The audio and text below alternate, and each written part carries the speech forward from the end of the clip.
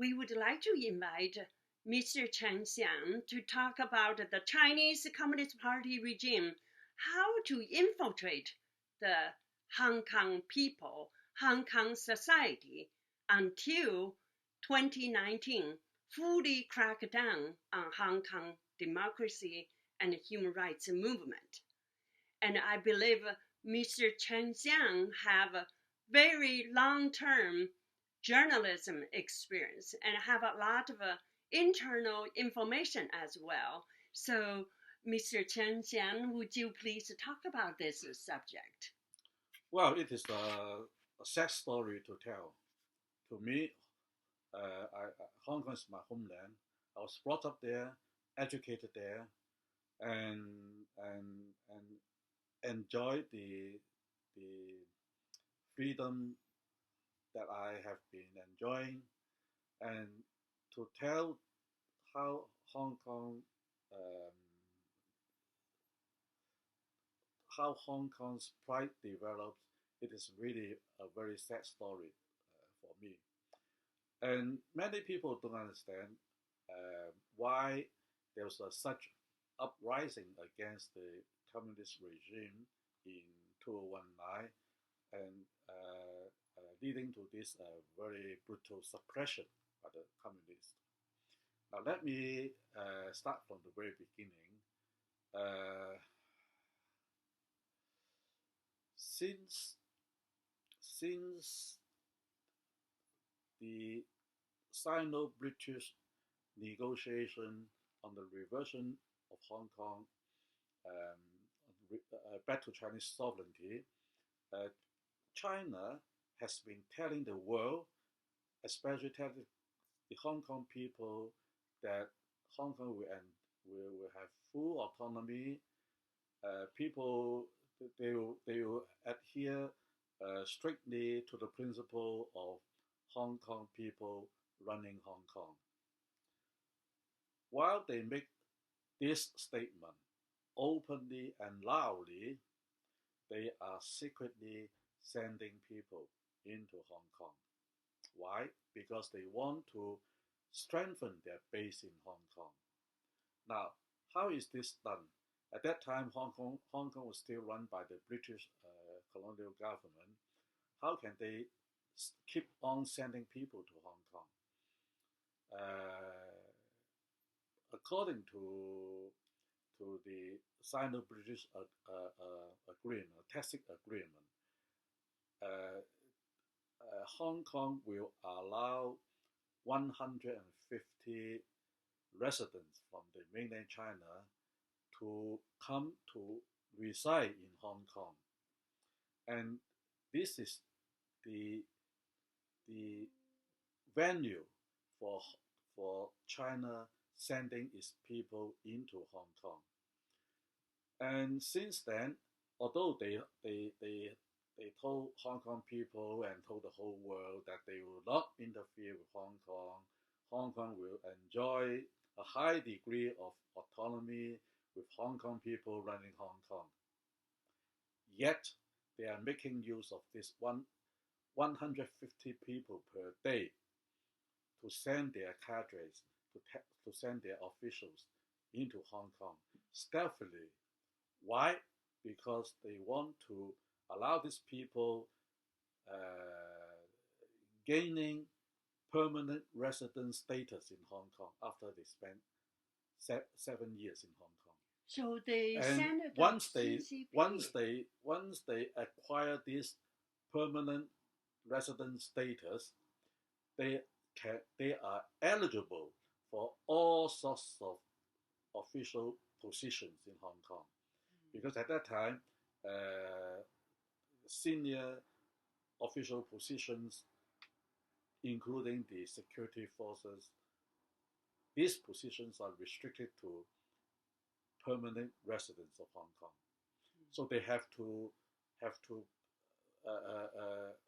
prepare well in advance. They send people to Hong Kong, let them stay there for 7 years, gain this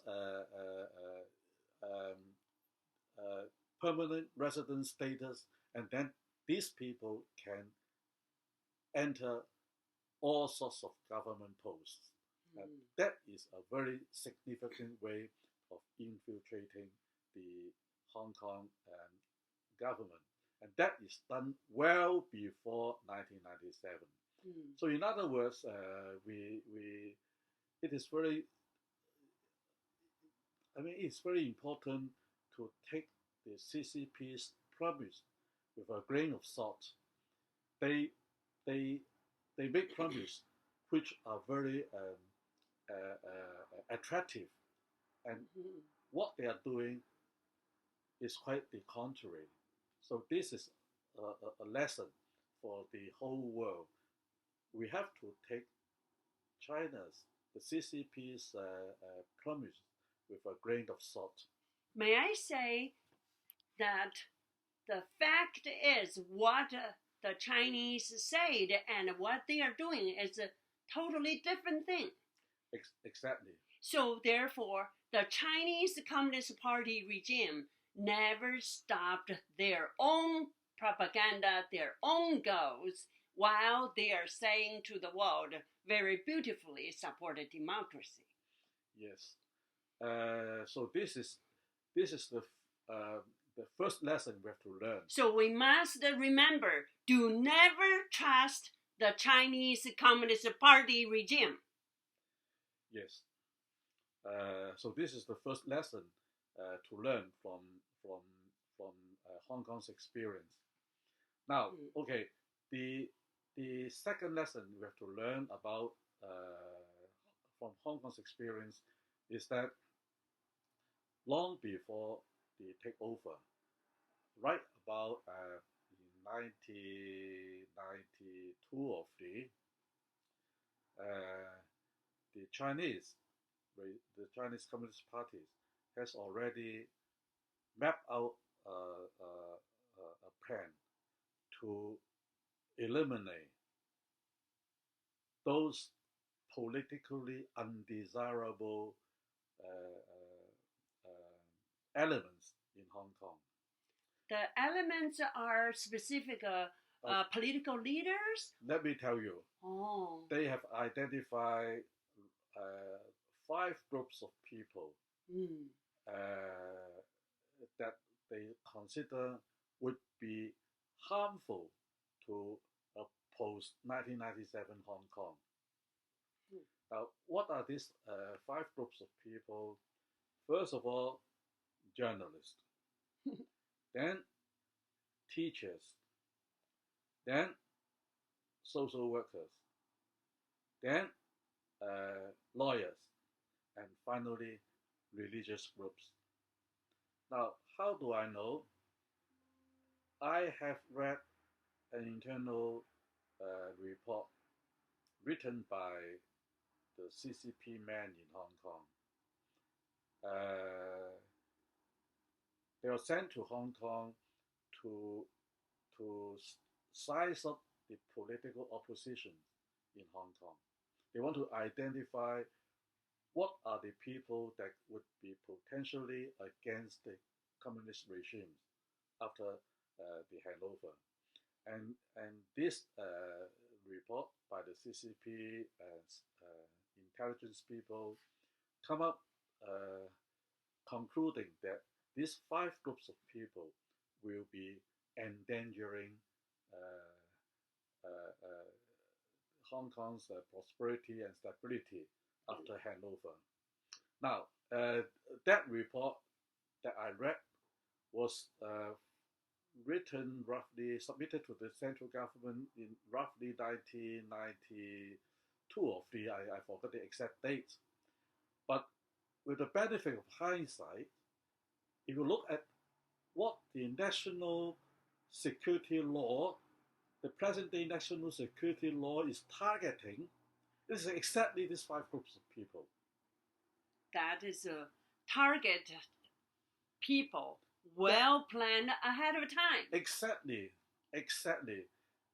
The way the national security law now try to round up those people are already targeted by the Chinese intelligence department before the handover, before the 1997 handover. So this is the second lesson we have to learn, that that that the Chinese has long established an enemy list that they will try to clamp down. They will try to round up in due course, if not at the very beginning of the handover. But in due course, they will round up these 5 groups of people. So therefore, those 5 group of people are all have their own mind, independent thinking, and speak out, and also can pass their idea to other people. So this is a so-called dangerous group of people to the Chinese Communist Party regime. That's right. So therefore, in the United States, they are doing the same thing. If you really love America, you really love freedom and your human rights, then you will be targeted by the Chinese Communist Party regime because you are dangerous to their future if they take over wherever you are. Yeah, okay. And I think the third lesson to learn is that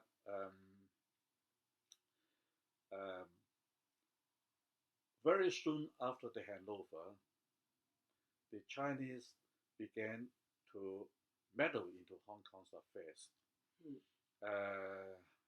The most obvious indication was that in 2008, which is about 97, 10 years, roughly 10 years after the handover, they began to float the idea of creating a second governing team alongside the first. What is meant by the first and the second governing team?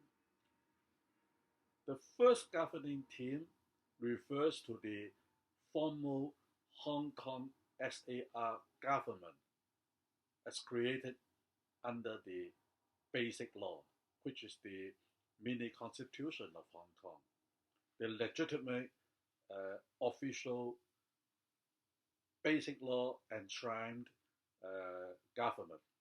So that is the first government, which is originally based on the Hong Kong law, yes, and with the democracy and human rights protected law. Yes. However, in 2008, they began to float the idea of creating a second governing team. And this second governing team is comprised of Chinese people in Hong Kong, Chinese officials in Hong Kong. Now, there are three formal Chinese official institutions in Hong Kong. It is the Central Liaison Office, the PLA Garrison, and also the Foreign Ministry representatives. Now, these are the 3 legal Chinese Chinese entities in Hong Kong. Apart from this, there are a number of major state corporations, these SOE, what we call state-owned enterprises. Now, what this idea meant is that this Chinese corporation, whether the 3 major ones and also the major SOE people, they will form a second governing team. In this way, they claim that it will help the first governing team to run Hong Kong's business in a more efficient manner. Now, this is 2008, meaning 10 years after the handover. They have been trying to keep their hands off Hong Kong affairs for the first 10 years only. after the first 10 years, their urge to meddle into Hong Kong's affairs become very strong, that they would like to have a second governing team alongside with the first to run Hong Kong. That so is this a is exactly 50 years. This is exactly a violation of the Basic Law, because the Basic Law specified very clearly that no Chinese institutions in Hong Kong, no Chinese institutions should meddle into Hong Kong's domestic affairs. So this is a blatant, this suggestion itself is a blatant violation of the Basic Law. And yet, people in China dare to propose such a proposal. This shows that the so-called Hong Kong people running Hong Kong is simply a lie. They try to honor this pledge for only 10 years. After 10 years, their urge to run Hong Kong becomes so great that they propose this kind of lousy things, this kind of things that violate the Basic Law. Therefore, the Chinese Communist Party regime signed the agreement with the England government. It says clearly 50 years no change for the Hong Kong political system.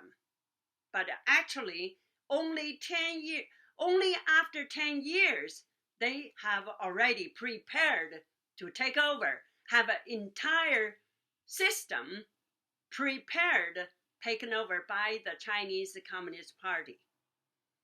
This is a well-planned lie and well-planned attack against the Hong Kong freedom and against Hong Kong bylaw or national law, right? Yeah. Basic law. Basic law. Basic law is Hong Kong's mini constitution. Now, okay, and then this is another lesson we have to learn, and then finally we have to know that what really agitates the Hong Kong people is China's abrogation of its promise to Hong Kong, which is universal suffrage. Now, why is this issue so important? Because it was a tacit agreement, I would say, between the central government and the Hong Kong people in the early 1980s, when China is negotiating with the British for the handover of Hong Kong. At that time, many Hong Kong people were scary of this uncertain future. Why? Because most of the Hong Kong residents at that time, roughly a third of the residents in the early 1980s, were people fleeing the mainland. They fled the communist regime and came to settle in Hong Kong. So they are very concerned about China taking back Hong Kong, because they have been suffering under the communist regime from 1949 up to their arrival in Hong Kong. So they have been very concerned about Hong Kong handing back to the communist regime. And at that time, in order to make sure that the transition is smooth, the communist regime made a lot of beautiful promises to Hong Kong, saying that Hong Kong will have democracy after the handover. Their standard argument was that the British has been running Hong Kong for 100 years without any democracies at all. When Hong Kong returned to China, we will immediately give you democracy. That's a totally lie. Now but at that time, that was the only comfort that we get from the reality that Hong Kong is going back to China. That is the only consolation we have, so to speak. So therefore, at that time, the Hong Kong students sent a letter to to the central government, urging on the return of Hong Kong to Chinese sovereignty, we should enjoy universal suffrage. And what is the reply by the central government? Zhao Ziyang at that time was the Chinese premier. He came out to meet the students, saying that of course, after the handover, you will have democracy. You will have one man, one vote, which means universal suffrage. That's a matter of certainty. That is what Zhao Ziyang's response to the Hong Kong people. Now, with this response, with the promise of one country, two system, saying that the central government will not meddle into Hong Kong's affairs, people become a little bit more, feel more comfortable with this uncertain future. So that's why democracy is the key word. The fact that the communist regime promised democracy for Hong Kong people after 1997 is a very, very important factor in settling the unsettled minds of the people. You see what I mean? So let me tell they you what. calm you down and lie to you. Yes. In retrospect, it is a lie, and therefore these lies ensure that the transition is smooth, quietly, yeah, smooth and stable. So the promise of giving democracy to Hong Kong people become a key issue in the relations between Hong Kong and Beijing. Unfortunately, the Beijing regime abrogated this promise. They roll back from its own promise time and again. Originally, it promised full universal suffrage 10 years after the handover, because they claim that we need a transition period of 10 years. From 1997 to 2007, the political system will remain intact. And after 2007, however you run the government is totally your own business. That was the promise by the director of China's Hong Kong and Macau office, Mr. Lu Pin. He wrote a big article in the People's Daily saying that after 2007, how Hong Kong people will design their political system is entirely your own business.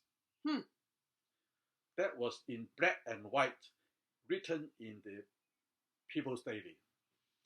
That is a huge lie too. So at that time, well, we people can only believe in it, and we are ready to accept this so-called transition period. But after this transition period, democracy is no sight. We don't. The Chinese again break its promise of giving democracy to Hong Kong, and that is really what agitated people. Hmm. People are so agitated that we try to stage all sorts of protests, and then the final blow comes in 2014. Chinese the Chinese Communist Party published a white paper on Hong Kong, and the white paper, to me, the white paper amounts to a total abolition of the basic law, because the white paper proposed many things which does not appear in the basic law. Hmm. For example, the basic law said that Hong Kong people will enjoy high degree of autonomy, and the central government prerogative will be restricted to foreign policy and also to military affairs. This is fair enough. To people in Hong Kong, this is fair enough. However, the white paper said that the central government has overall composite authority over Hong Kong. Supersede. The white paper supersedes the basic law. Hmm. So while the basic law promised a lot of autonomous rights to us, the white paper said that all these rights could be taken away by the central government. Hmm. What the central government gives you, you get it. What the central government didn't give you, you don't have it. This is what the white paper said. And apart from this is a very major change in the political system in Hong Kong, and that amounts to a total negation of the basic law, and that's why people were so angry. I see. And after the white paper was promulgated, we start this Occupy Central movement. And after the white paper was promulgated, the National People's Congress, which is the Chinese parliament, issued a statement on how the Hong Kong universal suffrage should be conducted. Basically, according to the Chinese Parliament's resolution, the people in Hong Kong can only vote after the central government has earmarked a number of candidates for you. Hmm. So you can only vote on these designated candidates. That means there's no universal suffrage at all. Because by definition, universal suffrage means that you can, everyone have the right to vote, and everyone has the right to be voted. So this is a complete meaning of universal suffrage.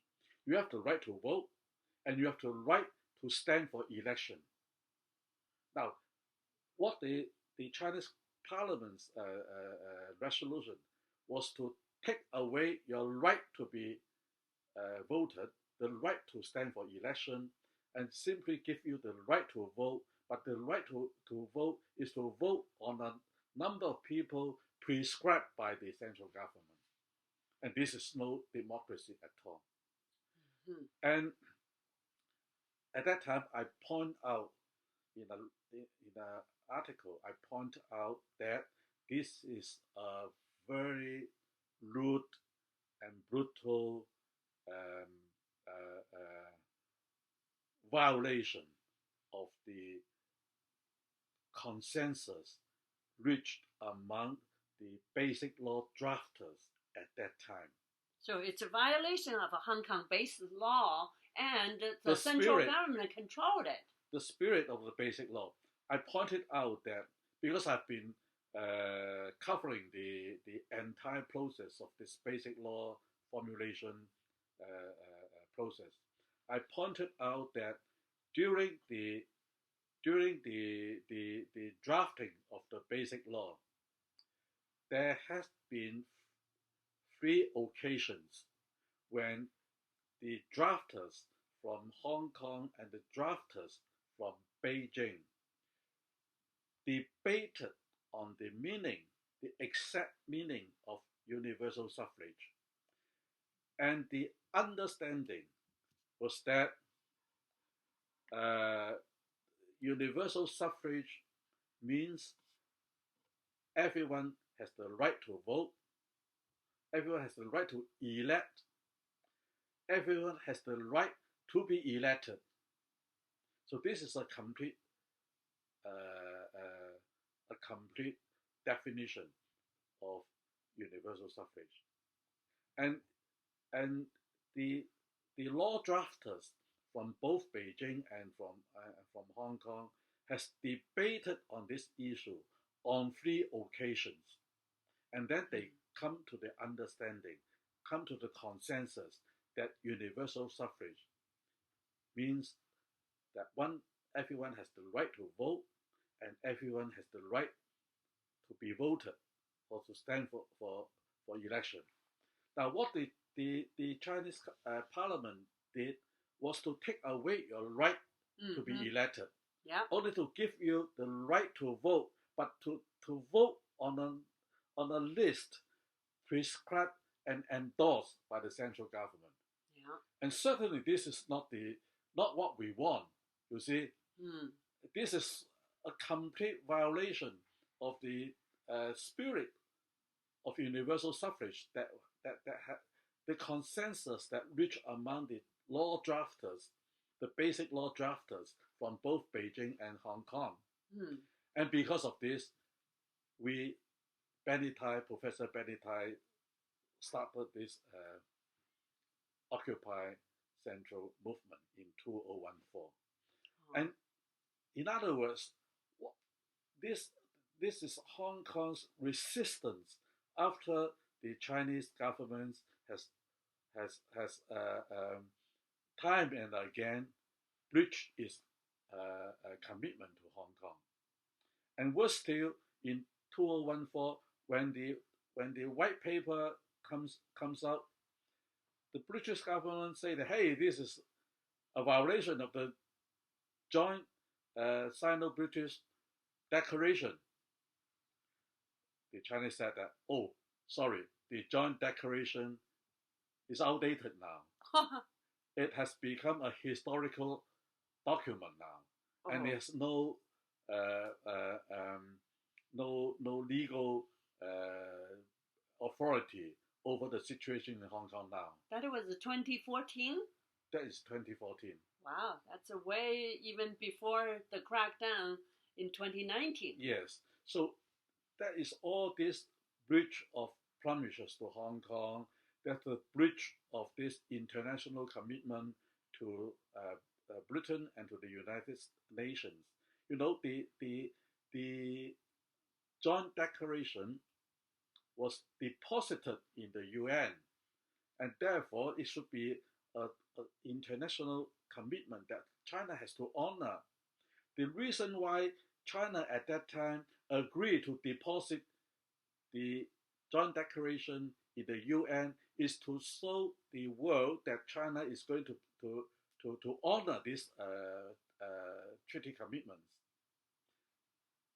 And that is China's way to convince the world that the transition will be smooth and stable.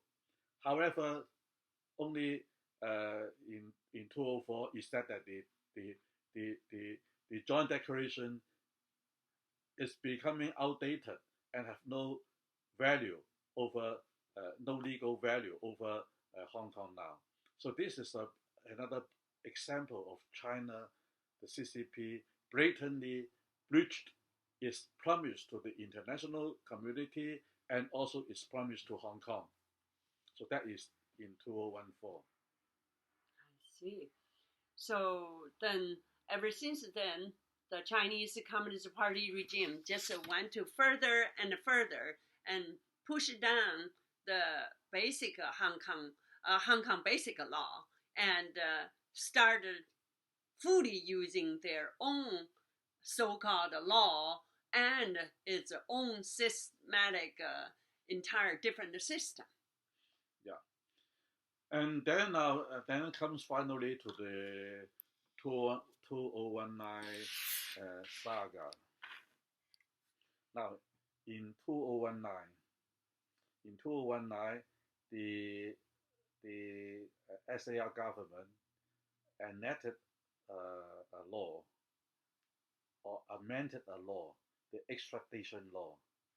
The extradition law that allow sending people that China wanted back to China.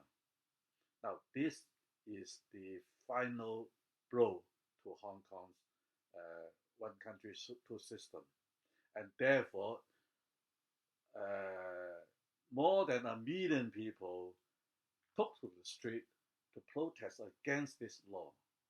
Now, let me explain why the Hong Kong government would like to enact such a law. In 2017, 2 years before the Hong Kong government enacted this law, Xi Jinping sent people to Hong Kong to kidnap a bookstore manager back to China. Why? Because his bookstore published a book on detailing on Xi Jinping's extramarital affairs. And this Xi Jinping became so enraged that he tried to kidnap the publisher and the bookstore owner back to China to try to incriminate them. The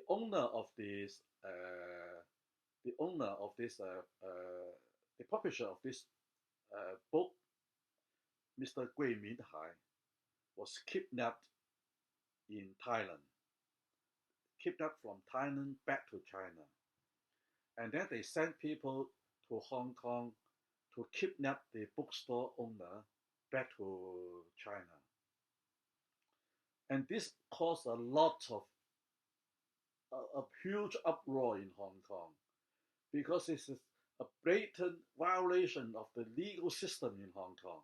You have people coming from Beijing into Hong Kong territory, which is a separate judicial territory, and try to kidnap people back to China.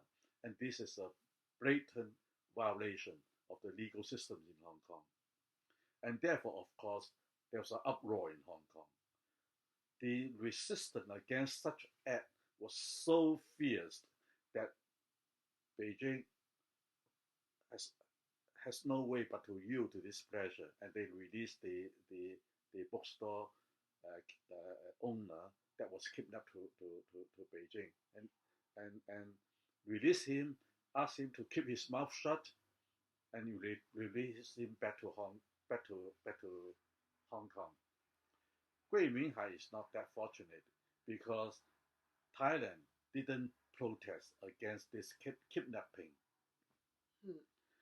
So the kidnap issue died down very quietly, because China released the kidnapped target back to Hong Kong. But in order to make sure that in future China can have anyone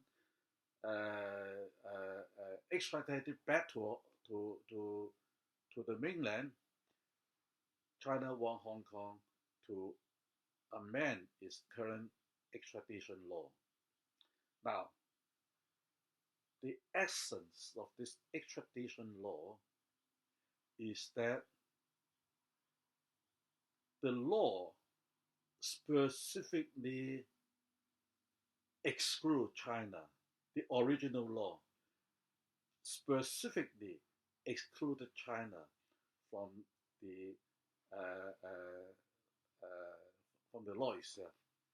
Article 2 of the original law stated specifically that the law does not apply to China, meaning that the US can ask Hong Kong to extradite people back to USA.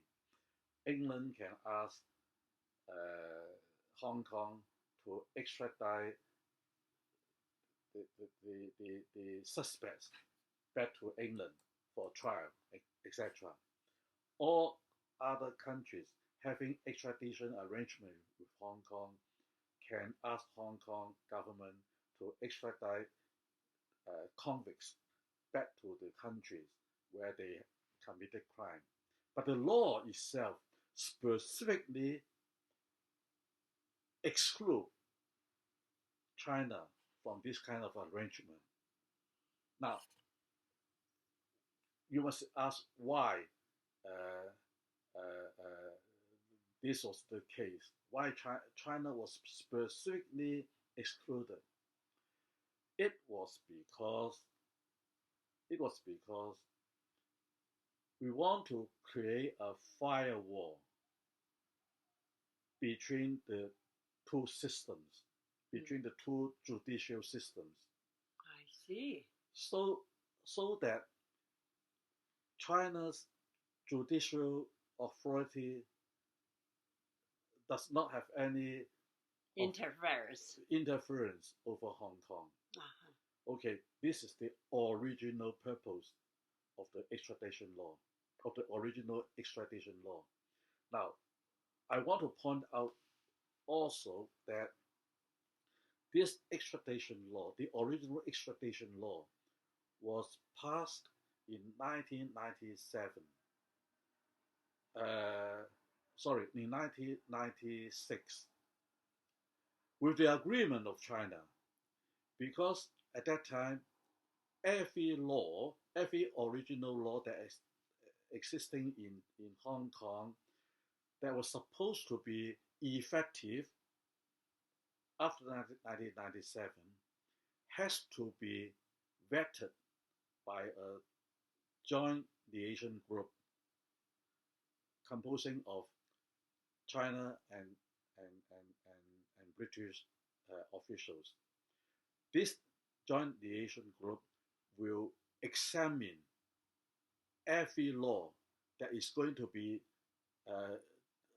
remain effective after 1997. And that law, the extradition law, was vetted by the Chinese government to be allowed to be remain in effect after 1997. So in other words, a law that specifically excludes China is a law agreed upon by China. You see what I mean? Mm-hmm. Now, the reason why China allow a law that excludes itself is because China also wants to show the world that there's a firewall between the two legal systems.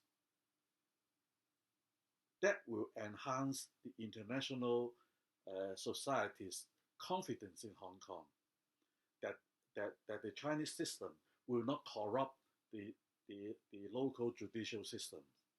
You see what I mean?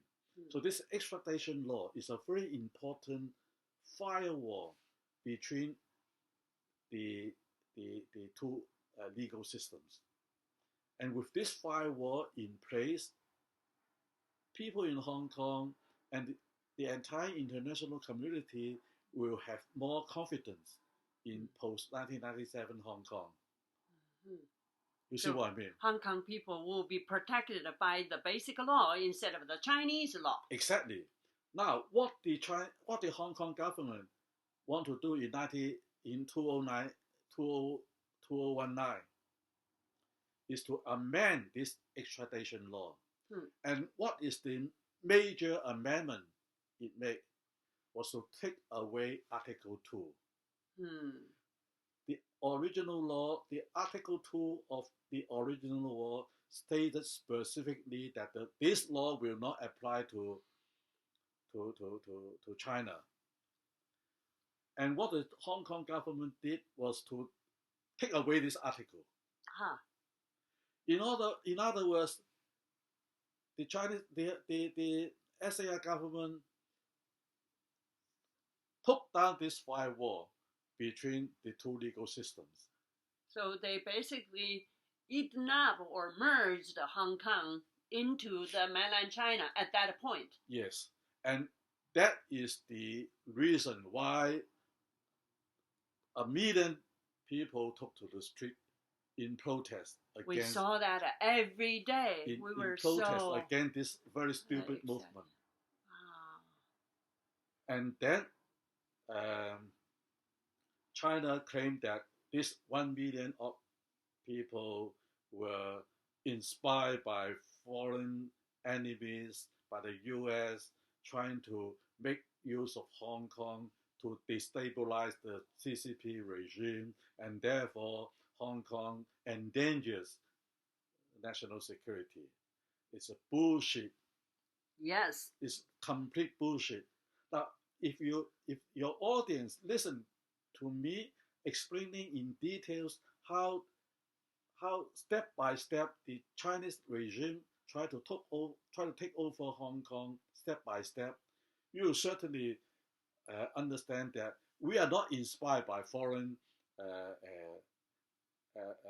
hostile elements. We are not trying to destabilize the Beijing regime.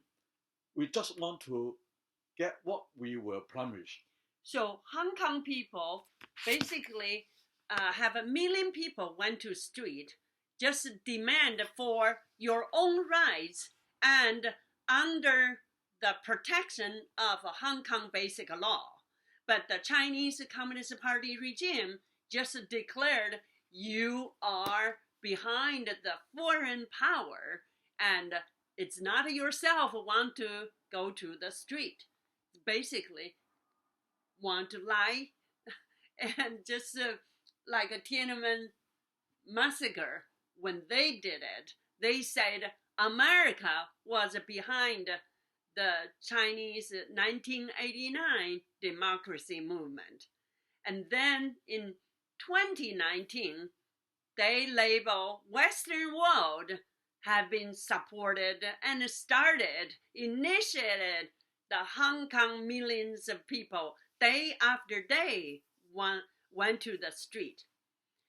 Therefore, people can see from the history the Chinese Communist Party regime cannot be trusted. They are lying in the past. They were liar and they are still liar.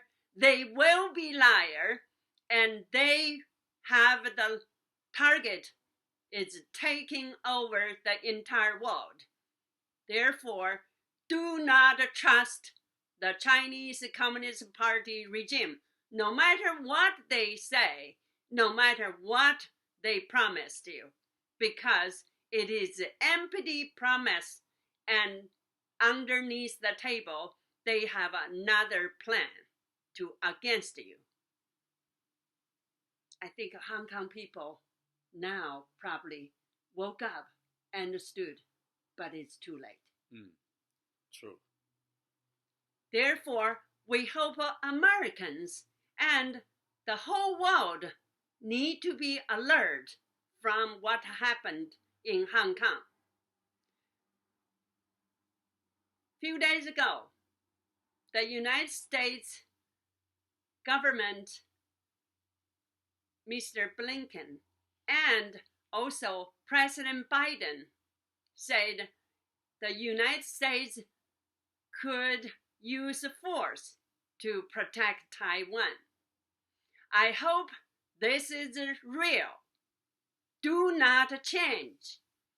If in the future, one day, the CCP, Chinese Communist Party regime, want to take over Taiwan using force, the United States and the entire world should stand up against the Chinese Communist Party regime, just like now against Russia. And so, therefore, we must, against any Communist Party regimes, have targeted your freedom. Thank you, Mr. Chen. Thank you. Thank you.